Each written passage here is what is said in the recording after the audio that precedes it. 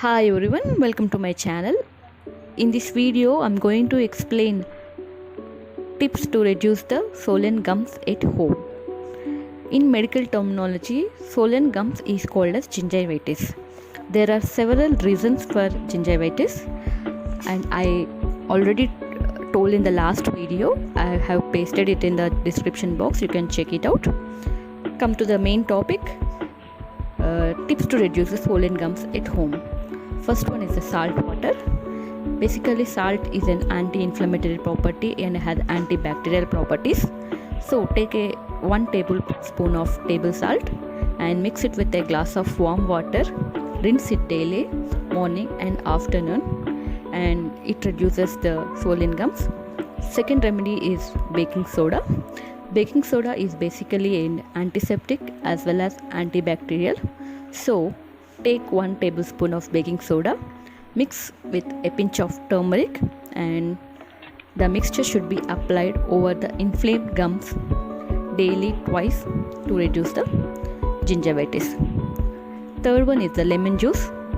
Take 1 tablespoon of lemon juice and mix with it a glass of warm water to reduce the gingivitis. Next one is the clove oil. Take 2 to 3 drops of clove oil, apply it over the inflamed area, and after some time rinse it with water. Using daily clove oil for few hours a day reduces the swollen gums. Other remedy is aloe vera. Take some aloe vera gel, apply it over the inflamed gums, massage it regularly to get rid of the swollen gums. And the other remedy is turmeric.